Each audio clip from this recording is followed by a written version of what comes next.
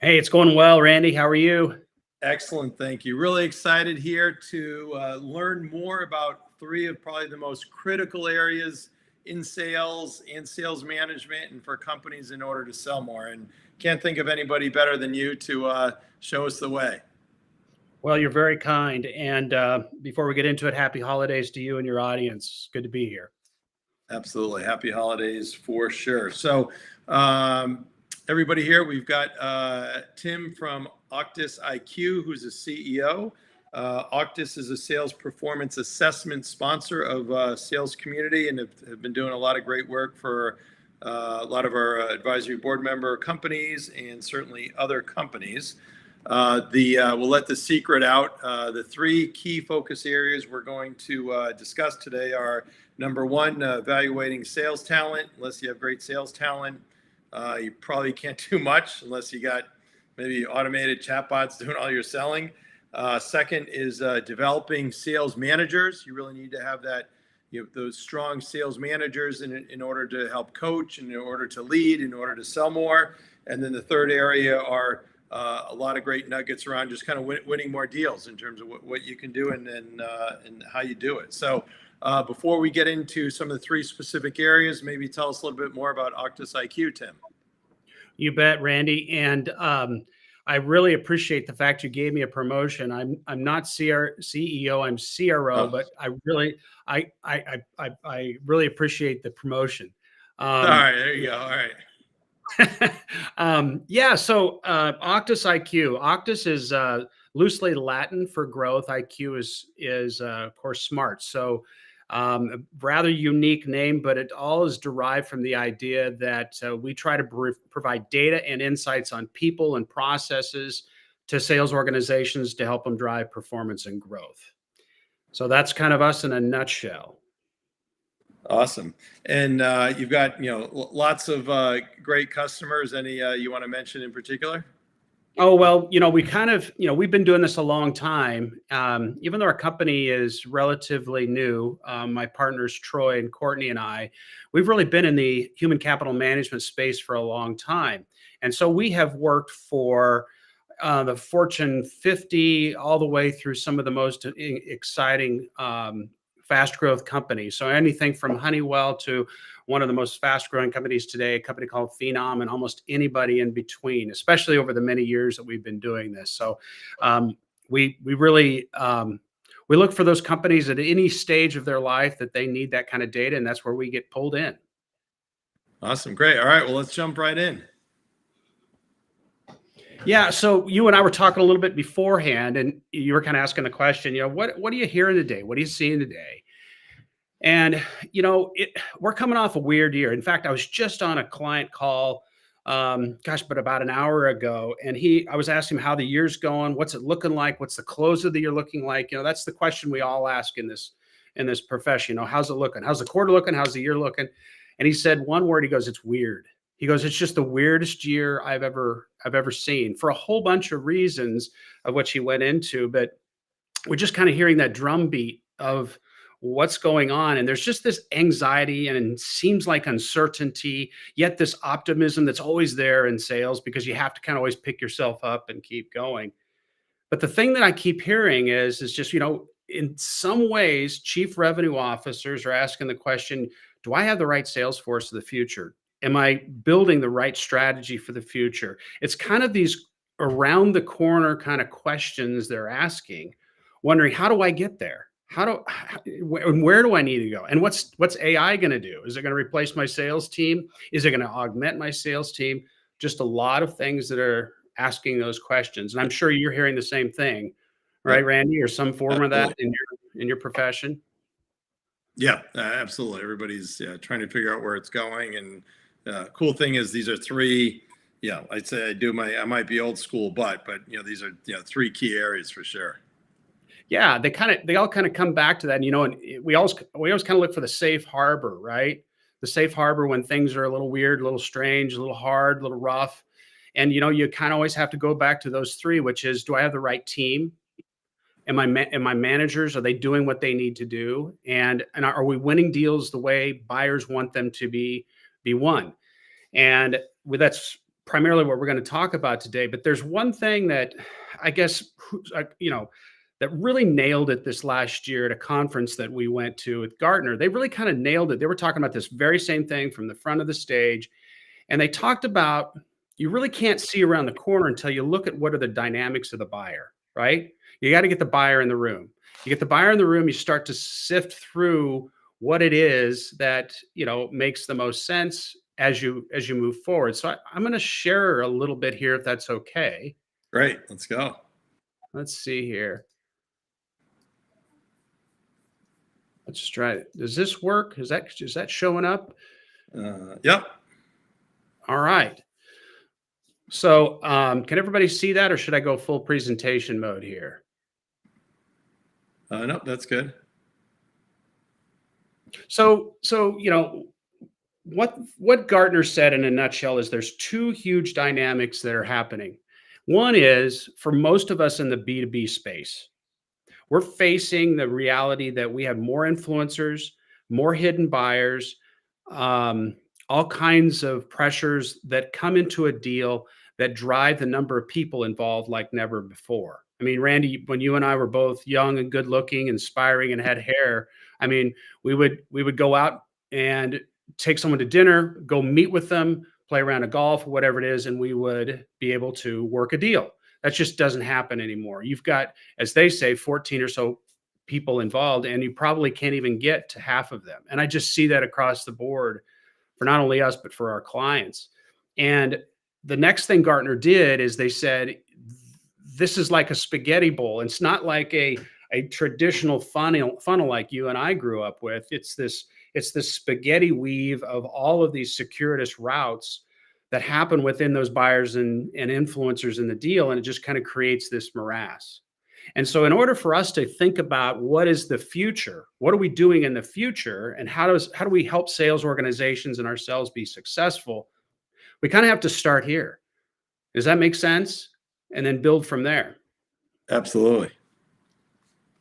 So as we kind of talk about this, and we go from this spaghetti bowl, it goes back to those three fundamental things, those three big levers that we as sales leaders, no matter how much noise and how much technology and all the various pieces around it, we have to come back to doing three things really well. And frankly, that's one of the most important things about sales in what we do. We got to do, can't do everything well. Let's do three things really well that we can do. And that is, let's evaluate our sales talent. Are they ready for this spaghetti bowl kind of buying process? And we're seeing a shift in the marketplace for as long as we've studied sales people and sales leaders. And I'll share that with you. The second thing is sales managers. We have ignored sales managers. We've promoted people up from sales roles into sales managers and left them on their own. Haven't really shaped what their job is. Haven't really provided them techniques and abilities to grow and competencies to build upon. And that's really left a hole in a lot of organizations. In fact, a lot of work we're doing really is starting now with the sales manager versus with the seller, which I find really interesting. Yeah, and then on that point, I think especially the larger companies that you're at, but when I was at HP and had a large team, one of the best things I did, I think, was having a focus on the first line managers. I said, not that the CEO or VPs weren't important, but the first line managers are really the ones that if you can get them leaning in and going and marching, they're the ones that really run the company and really run that revenue engine. Yeah. Years ago, I got to hear a guy speak. His name's Captain Mike Abershoft. I don't know if you know that name, Randy, but he's kind of noted as being the guy who took the worst ship in the U.S. Navy before the Gulf War to the best ship in the U.S. Navy before the Gulf War. And he's quite an amazing speaker. He's made quite a career out of it. He's actually got a really cool book called It's Your Ship. I'd encourage anybody that's listening to this to get that book if you're in sales leadership in any way. But he really kind of talks about the master chief on board a ship. And if master chief is the single highest ranking enlisted person who works between the enlisted people in the teams and the officers. And in many ways, our sales managers are those master chiefs. And he says the U.S. Navy doesn't run without great master chiefs. And I think that's true for a lot of our organizations. They run really well when you've got really great sales managers who are working and manage and doing all the things that need to be done as a sales manager, motivating their people, working deals, and then building, improving processes for their go to market. Yeah, awesome. Great story. Great analogy for sure. So, and then of course, we're working deals. You know, the CRMs, for all of what their value is they're in many ways outdated because they were built on the stage gates, right? The stage gates, which we all have kind of fallen in love with, and we kind of seek as a safe harbor in working deals. It doesn't work when you've got 14 people involved because they're all at different stage gates, right? How do you really line that up? So when you're working deals, in fact, I had a client. This client had their best seller in the room. She was by far 2x anybody else, and we were talking about the spaghetti bowl versus a funnel, and she was saying, she's like, it's kind of funny. It's as we talk about this, she goes, I'm so used to being in you working in the funnel, but I'm actually living in this spaghetti bowl with my clients. And it's weird because I feel like I'm translating on one side Mandarin to English and the other side English to Mandarin because they're completely different in how they look and measure and how they're buying on one side and how we're reporting on another. And I think we have to think differently about how we work deals today because it's just the old stage gates just don't provide us the forecasting, the accuracy, and then the insight on working deals like they used to. Definitely. And then, most of the time, prospects kind of show up to sales calls probably with the ball in the 50-yard line, already having a point of view, already done research. Yep. And then as you try and move the ball in the end zone to get the deal done, there's also other decision makers that you may not even be talking to, which makes it even more complex. Exactly. I mean, that hidden buyer is just, that's the biggest challenge that we're facing today. And sometimes that's the legal department, sometimes it's the IT department, sometimes it's, an HR department, maybe it's procurement. It could be departments, it could be individuals, and it's hard to manage anymore. So as we think about the future, this is only going to become more cumbersome. This is only going to become more of the reality. And to help our sellers and our sales managers kind of work through it so that they don't feel discouraged by it, we kind of have to look at some new tools. We have to look at new ways in which to help them think through and do the work that they need to do to make their living and their success for their companies. Absolutely. So tell us more about talent. What are some nuggets here for us? Yeah. So, whether it be sales talent, sales leadership talent, sales manager, customer service, we have studied it for, I mean, our chief science officer, Courtney, I think she has studied it back when she was in the early days of Gallup. I mean, so she's been doing it for over 30 years. And one of the things that is interesting about sales talent is that you have to really, to understand it, you have to break it down into two chunks. You have to think and understand someone's God-given ability, what they were born with, which we call talents, and what they've learned and what they've developed and the wisdom and growth that they've had, which we call competencies.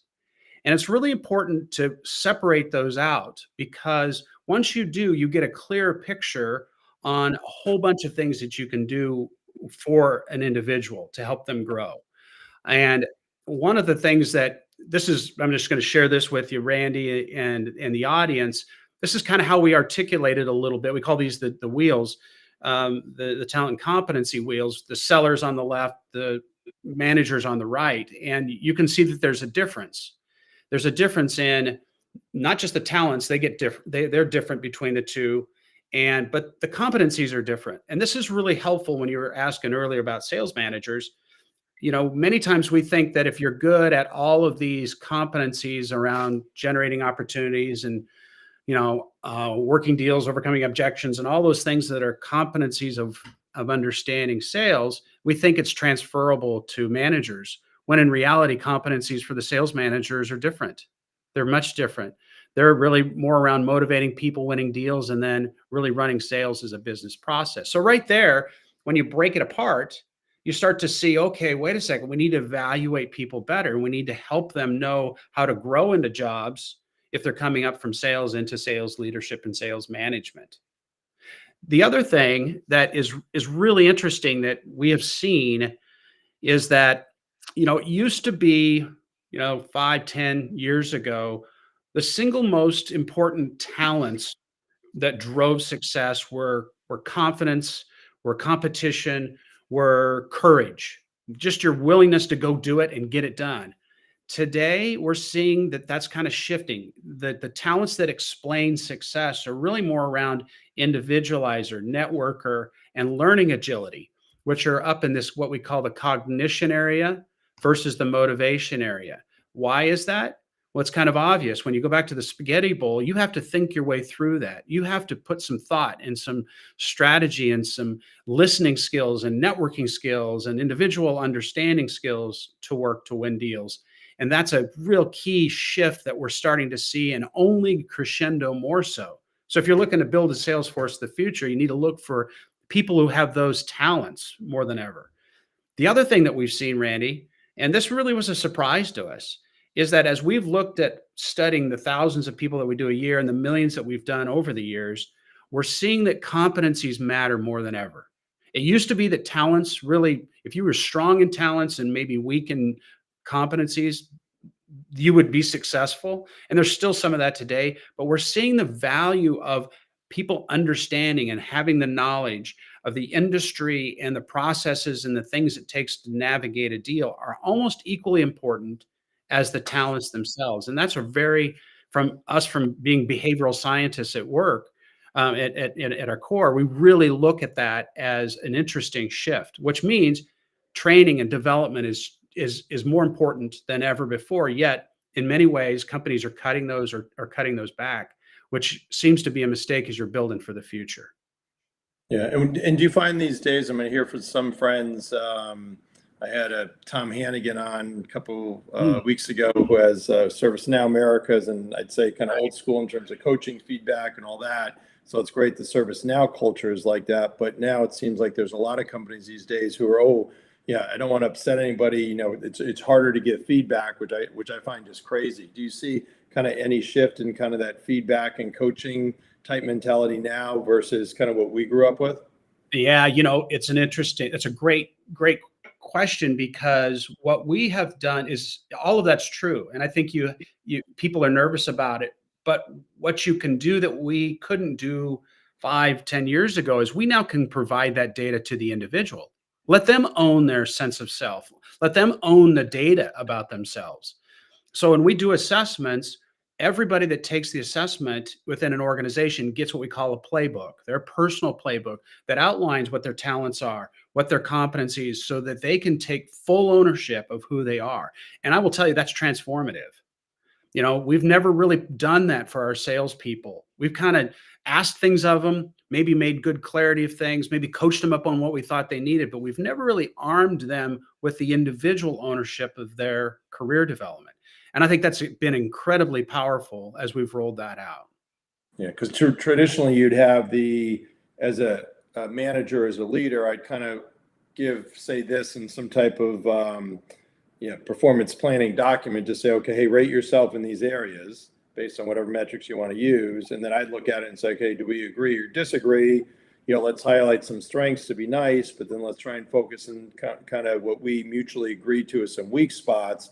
But that takes a lot of kind of time and effort and energy between the individual and the leader. So you guys have a way to kind of shortcut that process? Yeah, absolutely. I mean, our assessments, it's interesting when salespeople or sales manager, anybody who takes any one of our assessments, they usually walk away going, that was interesting. That was thought provoking. Those are questions I've never been asked before. Those are things that I care. I mean, we don't ask questions that are like, if you're a tree, what kind of tree would you be? Or what was your favorite color? I mean, we ask business questions. Yeah. We put them into situations. They can go through it and understand that this is serious work, and it provides serious data. But the other thing about this, Randy, that is really, I don't know.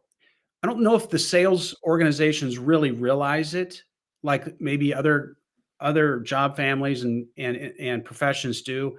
But the behavioral science work that has been done for the last 25, 30 years has become so sophisticated, especially with the work that we've done. Of course, I'm going to brag about our stuff more than anybody, but as a whole, the behavioral sciences can provide you data on an individual that is helpful to the individual and the organizations like never before. So just like technology is advanced, so have the sciences, especially in business sciences around behavioral prediction and understanding. And I think that's a huge thing they can tap into as they start to shape each individual in the organization into the future. Yeah. So if I'm a manager or an individual contributor, regardless, even if I don't work with AuctusIQ, I'd say, okay, hey, these are they're fantastic kind of metrics to say, okay, how am I doing in each of these areas? How can I do different? How can I do better? Yeah. Yeah. It's so we have a couple business partners, and we used to own a company that was one of the largest engagement survey companies in the world. And so we went back to those partners and asked them, let's look at the data of engagement of the run of the mill employee and versus salespeople. And what we found is that for, the average employee, mission, vision, communication, trust, and leadership are all huge drivers for someone's engagement in a company. And engagement means that discretionary effort, which is so key to salespeople, right? They're kind of on their own. Discretionary effort is critical. But when you look at the engagement drivers compared to the average employees, the number one thing that drives engagement for salespeople is growth and development. Isn't that interesting? Yeah. And so why wouldn't we keep trying to do that? And even more so, why not arm them with their own data so that they can take control of that and they can be a big part of that growth and development? I mean, I always find a lot of people say, okay, if you look at your ABC players, assume C's your bottom performers. A lot of people I find wrongly spend time with the C's. I always found my experience is you can get a much better return going with your A's, because the A's are the ones that are A players, because they're sponges when it comes to that training and development and learning.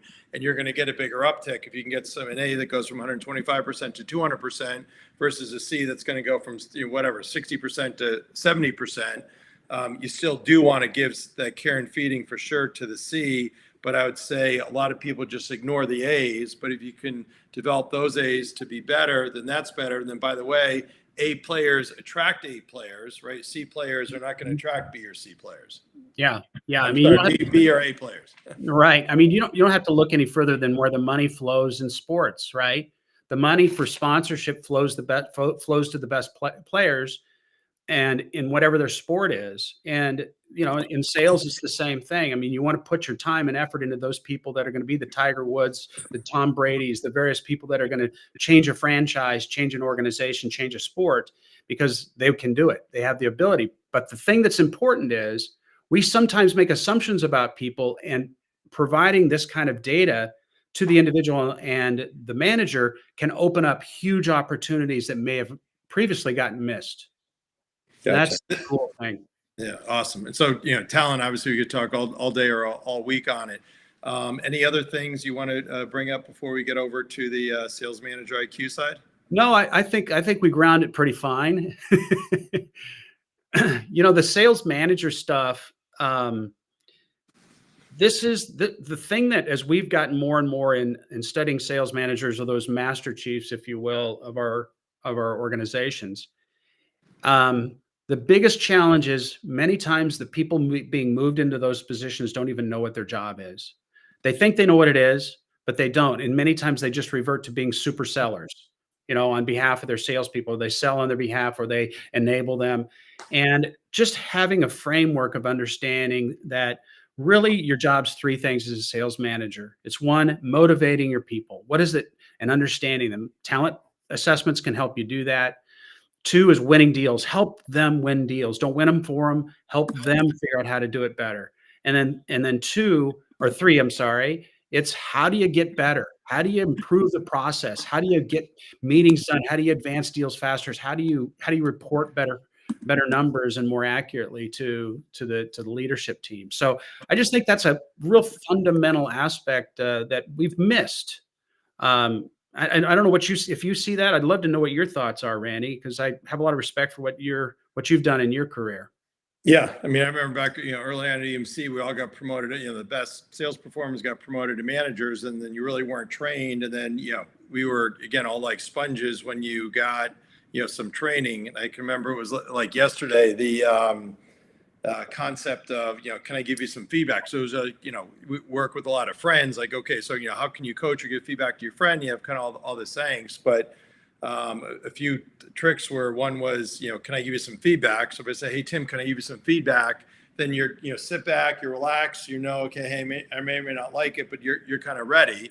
Yep. And then the other one I had, the other one they said was a little stupid thing is, when I feel because. So it'd be, I make up a bad example. So, Tim, when you say you're going to send out that recap letter, tonight, and you don't, then I feel really bad because we let down the customer's expectations. But so, when I feel because, but just kind of these, little coaching mechanisms that I think the human aspect of things is typically, it's a hard and awkward thing, right? So how do you kind of figure out tools to arm so you can be comfortable with it, and then eventually it kind of just becomes part of your mojo? Yeah. Yeah. I was just on a call with a sales manager of one of our clients, and we were going through the assessment data. We've been doing assessment work for them for, geez, now 3 years, and it's just absolutely transformed their sales organization. And they have a language around it. And he called me, and he was just like, "Hey, Tim, I've got these 3 candidates. Can we go through their assessments and really kind of talk through what it is that the data is telling us?" And it's just so fun to have those conversations, because it's not just a personality, or I perceive this, or Sally or John interviewed them too, and this is what they think. It's like you have this data report that helps them really really think through. And that's so true of what sales managers need as far as coaching, is utilizing data. And that's not just a CRM, or what we think is data that comes from Gong. It's something that has to do with their people. And then in a second, I know we're going to talk about winning deals, because I think we're really missing an opportunity, and almost being head faked by our technology around working deals the way we should these days.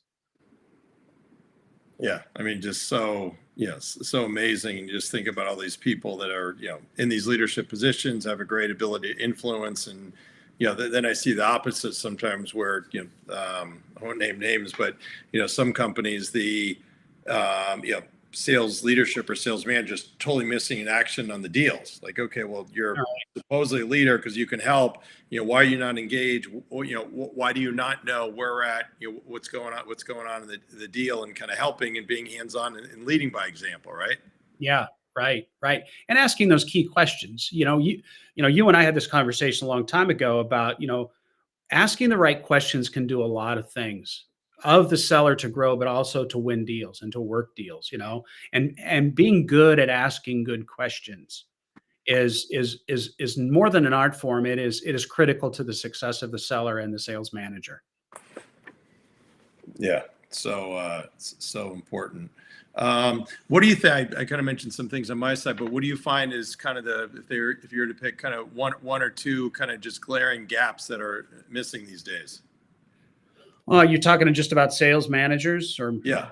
yeah. One, I'll go back to what I said earlier. Number one is they get battlefield promoted from being a really good seller into sales management, and they don't know their job. I think that's just that's a fundamental thing. It seems like we do that all the time in our business after we do assessments and understanding to help them really know what their job is. The second thing is really providing them good tools. We have overloaded everybody in the sales world today with so many tools, so many things, but I'm not sure they're the right tools. And are they really helping them do these two things really well, which is, motivate their people and win deals. And if we kind of get back to the fundamentals of those and provide tools that clearly just do those first and then the other things later, I think we'll find a great deal of satisfaction.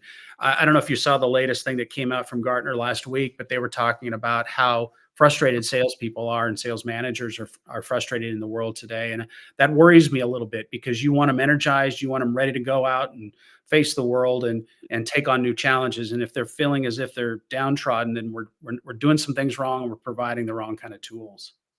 Yeah. And another area, if I touch on the kind of this whole recruiting side, and I've got kind of boutique recruiting business, so go against my business or my business model. But always amazed you'd have sales managers say, well, hey, my recruiting team, they're not giving me any candidates, and I'd say, BS. Don't even worry about them. You as a leader should be plugged in enough to know if you've got whatever global account managers at Citi, JP, B of A, you should know the competitive folks and then have a bench of folks and have discussions with them. Or if you're looking for a leader or a rep or kind of whatever it is, you should have your own bench of candidates yourself that you're knowing and cultivating. You should not be reliant. You can use the recruiting folks to maybe help facilitate some things, but you as a leader should be building your own bench. And when I would do QBRs, I'd say no matter what level it was underneath me of leadership, to say, okay, hey, show me your bench for each one of your positions. And at first, like, oh, what are you talking about? And then you go through and explain. And like any good coach, and even if you're in Nebraska, right, you're going to have a bench of players, and especially now with the portal, that who you can go and grab if need be, right? Yeah, I was on a conference call the other day, and this woman is a very successful sales rep, and I said, so how did you get into this business? I mean, where did you come from? She goes, well, I was actually in college, working my way through college as a receptionist, and my would-be boss today just interacted with me as he was coming in to call on my company, and he ended up hiring me. And now today, fast forward 10 years, she's incredibly successful, leading a huge team, doing extremely good things. But that person that hired her was always looking for talent, right? And that's the first competency you have to get good at, always looking for talent, no matter where you may think you find them. And be careful of the head fake of the resume, right? Sometimes that resume will make you think that person's fantastic and it's a lock and load position, when really you need to balance that against how's this person really wired, and how well will they perform in the job and the pressure, and then do they have the talent reservoir to do it? Yeah, I mean, most important, I always find is finding somebody that firsthand that knows the other person. So if it was 2 years ago, you and I don't know each other, but find out, okay, Mike Norton at Sandler, okay, as well as him, I'm comfortable. He's going to give me the straight scoop. And if I'm trying to recruit you, typically it's going to be either a thumbs up or thumbs down. It's not going to be a in between. With you, obviously, it would be a thumbs up. But I'm amazed by the people that don't do those reference checks until the end, and then when they do them, it's just kind of a rubber stamp. Unless the person, all they're going to do is say, the person worked here. You're not going to be able to really get anything inside. Yeah. Crazy. Yep. So true. So true. Yep. Awesome. So anything else on sales manager IQ before we go on to the all important deals? Let's talk about deals. Baby. Let's go. It's also, deal so season. I just said before, so anybody watching along, I know it's a Friday afternoon, people probably chilling out, but if you want to ask any questions or make any comments on anything, feel free. So, all right, deals, Tim. Yeah, we have a product called Deal IQ, but I think the point I want to make, and you and I were talking about this a little beforehand, is that we've built all of this technology and systems and all of these things around it, and all of that technology and all the AI noise that's going on. There's still one fundamental problem that's happening, and it's a connectivity between the deal and the sales manager, or the sales rep and the manager. And that is, deal reviews are not done efficiently. They're not done thoroughly enough. And we need to get back to some key things that we all can go, yeah, that's true, but we need to systemize them. So one of the products and solutions that we utilize is a product called Deal IQ, but it's built around getting back to those fundamental things you need to do when you're doing efficient deal reviews. And it's asking the right kind of questions. And this is going back to, like if you've got all these 17 or 14 different influencers on a deal like Gartner's talking about in that spaghetti bowl, you can kind of sift your way through that a little bit if you kind of hone yourself around reviewing these 7 questions. Now, there's nothing wildly genius about this, except for, I think, in today's noise, sometimes getting back to the fundamentals is really important, right? So, let's just kind of walk through this. Who are the buyers? Sometimes it's 1 or 2 people, but who's going to put their name on the agreement and put company capital work? Who is that person? Sometimes we get that confused with who are the influencers, somebody who's really we're working closely with in a deal if it's complex. But it's also understanding how to map those influencers. So who are the buyers? Who are the influencers? Let's have a good conversation around that because that's the spaghetti bowl we're in. The third part is who's our competition? And we're not going to find out many times who the competition is, but I think the second best question to this is why are those competitors in there? Are some of them in there as stalking horses? Are you in as a stalking horse? Are are they in there because they have a certain benefit in there or they have a certain product or solution that fits within it? Big time question is who's our competition on this deal and why? And why are they in there? Fourth and fifth, these two questions I love. I was running a sales team. I loved asking these questions. Why are we going to win this deal? Because it helps really establish a win theme. And what's a win theme? A win theme is that one thing, that true north that anybody on that influencer board or anybody in that spaghetti bowl can go, that's where we're going. That's what we want as a solution for any provider that we hire. So it helps us really establish that win theme with number four. Number five, this is my favorite. Why are we going to lose? What's our risk on this deal? And I had one of our clients, we were doing a deal review on something, and the seller is just one of my favorite guys, but he hates this question. And when I asked it, he's like, well, I don't know. And he went through this whole thing and he said, oh my gosh, our server needed to be in the United States and it's in Canada. And that's a gating issue for the client that was looking to buy. And he had forgotten all about that because these deals go on for months, right, Randy? I mean, complex B2B deals can go years. And so you can kind of forget about some of those things. Well, he had forgotten that that was going to be a key element to losing. Well, he had 2 weeks to figure it out. Him and the CEO did. They ended up winning the deal because they had eliminated and talked about how do we eliminate those risks. And then six, what are the key milestones? Understanding this is really important to maybe move a deal along, but also to understand if there even is a deadline, because maybe, we've seen so many deals just die under their own weight because of time. That's just a waste of our time. So understanding what are the key milestones that are involved in your business or this deal or what you're trying to get done. And then finally, this is something we used when we were in our first company that we would ask salespeople, which is what have we taught them? What additional value have we brought to them other than just the solution or the service that we're offering? And so that these seven things really kind of, as I use them before, and we've taught our people to help others do it, and then we've now implemented a software system that helps the seller and the sales manager do this on an automated basis. It gets us back to the fundamentals of really asking good questions and doing a better job of working the deals. Yeah. So to your point of good questions, I would imagine if I look at kind of in the beginning side, the buyers, influencers, competition, the more that you can ask that up front, the easier. I used to say it's kind of like a funnel, right? Okay, your first sales call, kind of almost anything is fair game, right? Right. But Right. then now when it comes time to get the order, your ability to ask you can ask the question, but the ability for the prospect to answer the question is probably usually not as open, right? So making sure that you can ask everything you can up front is absolutely critical. And then do you subscribe to, from a qualification framework, kind of MEDDIC, or kind of how do you see all that? Or there's lots of different frameworks, coming into play kind of with your kind of deal process here.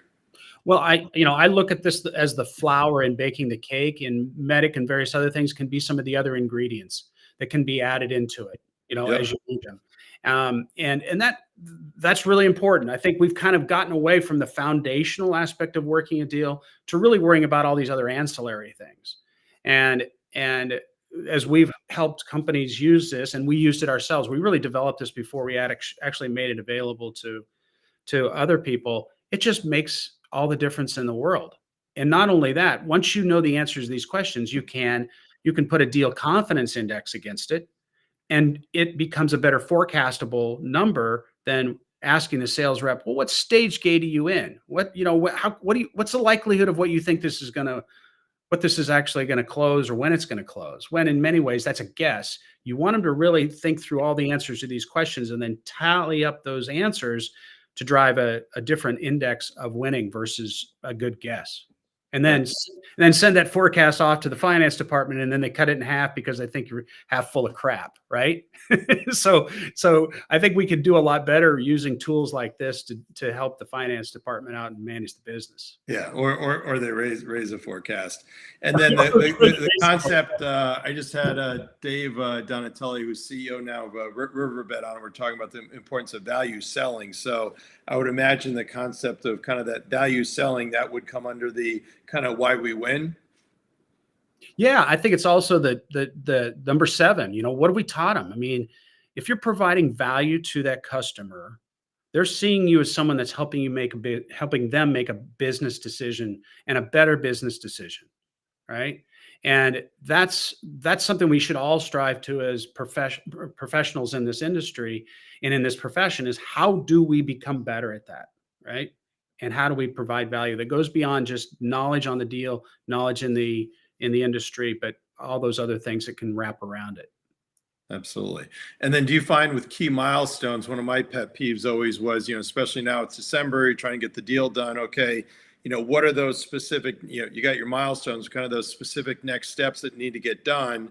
Who are those key people that are influencers or buyers? Are they there? Do they have the ability to the budget? What is the decision-making process? Is somebody going to be out on vacation? Kind of where they're at? Do you have to worry about procurement, but kind of going through kind of, I'd say like an accountant does, really kind of dissecting every little step and then being able to recap that back to the customer prospect. And, it might be one person who's your primary point, but then CCing or sending to everybody else, hey, want to make sure we're on the same page.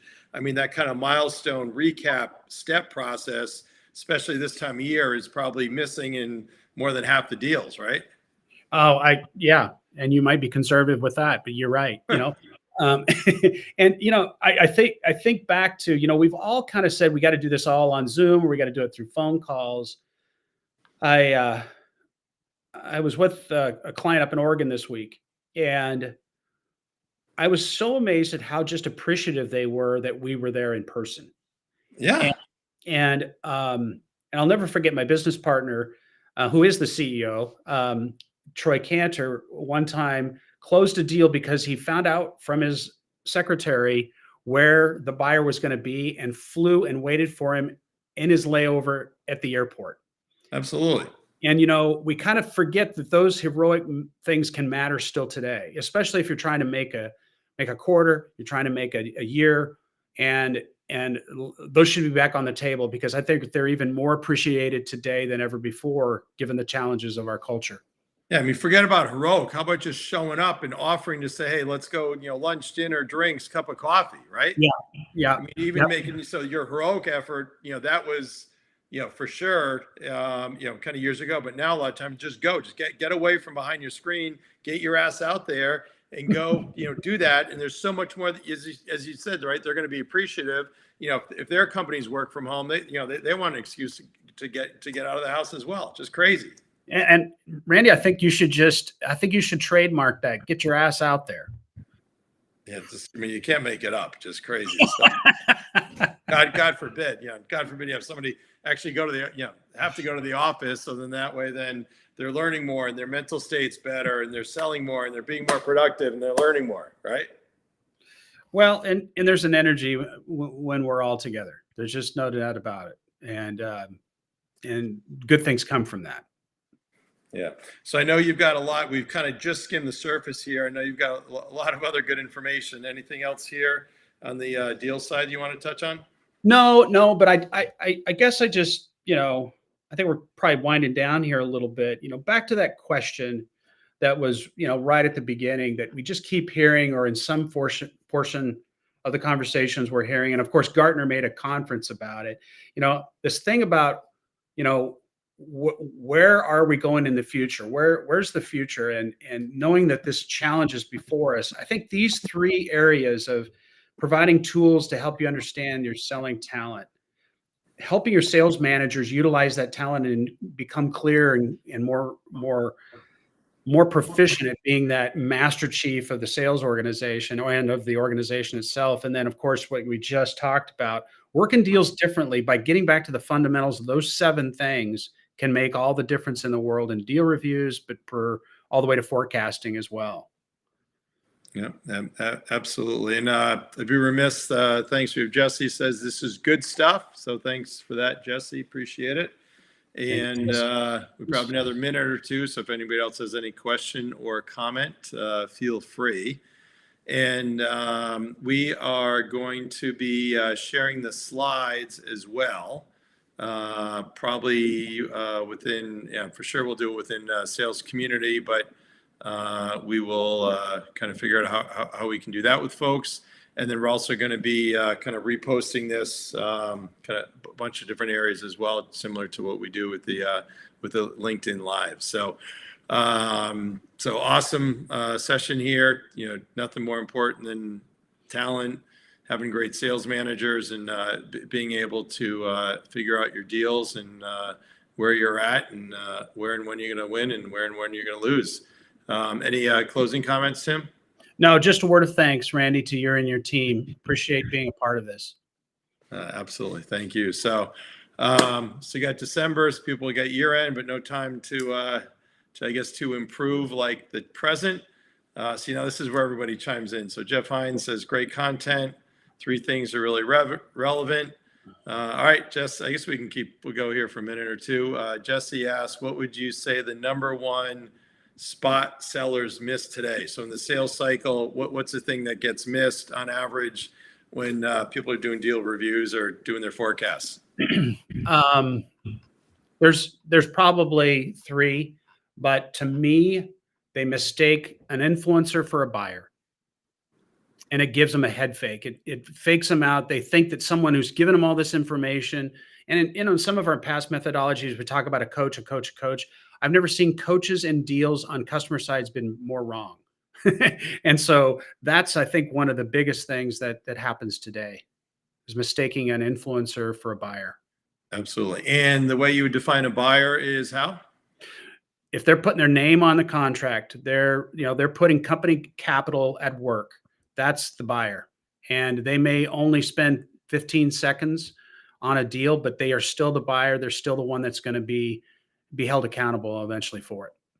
Which then in some cases may not be that executive, may not be a CIO or CTO.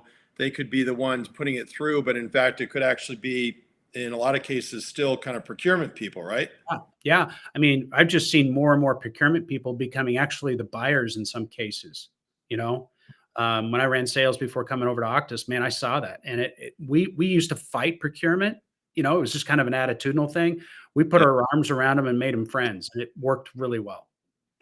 All right, great. All right, well, let's. I'm good to keep going. If you're good to keep going. So, Fred, great question. Says, Tim, in your opinion, what is the best indicator that someone will be successful in sales? And you can't say they have to have a pulse. Well, I'll tell you what the data says. And I'm going to restate something I said earlier. I'm going to go back to my little talent. The facetious side of me, while you're looking at that, I'd say show up.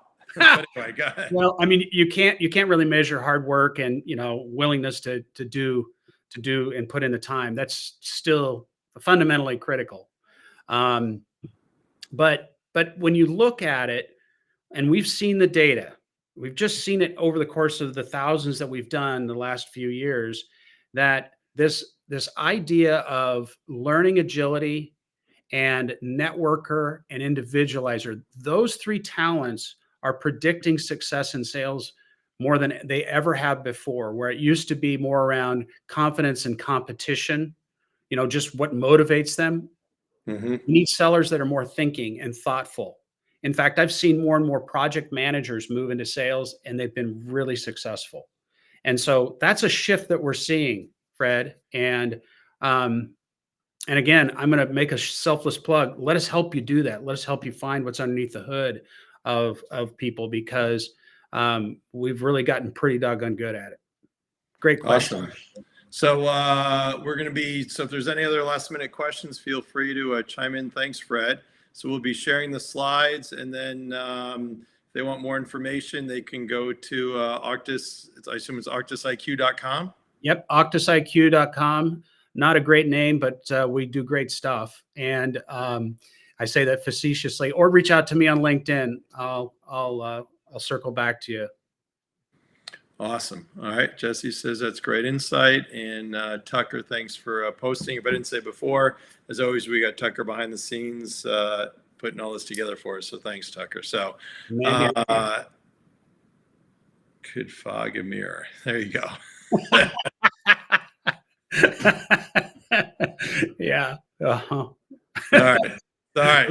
So now final. So anyway, so Tim, thank you so much. Really appreciate it. We also had some assist here from Jordan behind the scenes. So everybody have a great day. Feel free to pass the word. Great nuggets here for sure. Tim, thank you so much. Thanks a lot. Happy